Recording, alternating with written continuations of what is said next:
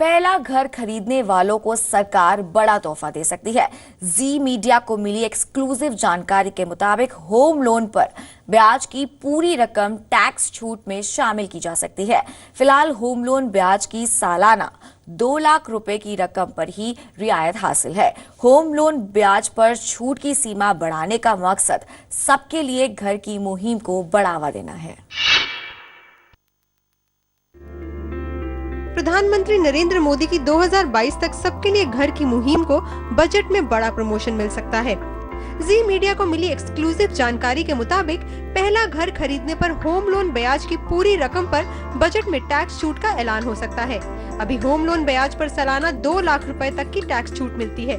हालांकि नई टैक्स छूट अफोर्डेबल कैटेगरी के और खुद रहने के लिए बने मकानों पर ही लागू होगी।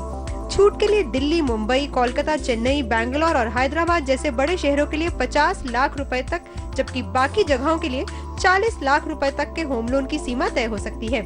जो बायर है उसके लिए आप 100% जितना भी इंटरेस्ट अमाउंट है उसका एग्जम्पशन कर दीजिए। इससे ज़्यादा से ज़्यादा जो है वो बायर है वो आगे बढ़ेंगे, उनको टैक्स का बेनिफिट मिलेगा और जो इन्वेस्टर होंगे वो डिसुएड होंगे, और इन्वेस्टर जितने कम होंगे उतना ज़्यादा प्राइस एस्केलेशन होगा, उतना कम प्राइस एस्केलेशन होगा और एक इकोनॉमिक बैलेंस आएगा।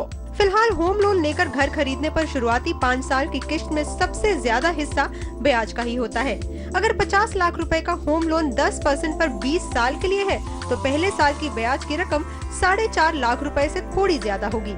दूसरे साल करीबन 4,88,000 रुपए, तीसरे साल 4.5 लाख रुपए से लेकर थोड़े ज्यादा, चौथे साल करीब 4,68,000 रुपए और 5वें साल 4.5 लाख रुपए से थोड़ा ज्यादा ब्याज है। फिलहाल केवल 2 लाख रुपए का ही फायदा मिलता है, लेकिन ब्याज की पूरी रकम पर छूट मिलने से टैक्स पेयर्स को काफी राहत मिलेगी। 2 लाख से इसको कम से कम 5 लाख तक बढ़ाना चाहिए, जिससे क्या होगा, जो ज़्यादा से ज़्यादा लोग घर खरीदने के लिए आगे आएंगे और उसके कारण जितनी इंडस्ट्री आज हमारे ऊपर करीबन 250 इंडस्ट्रीज़ हमारे साथ में चलती है, हमारे साथ जुड़ी हुई है, आज उनमें सब में ही इम्प्रूवमेंट होगा, सबको ज़्यादा से ज़्यादा बिजनेस मिलेगा, सबका बिजनेस बढ़ेगा और ज़्यादा से ज़्यादा लोगों को घर मिलेगा।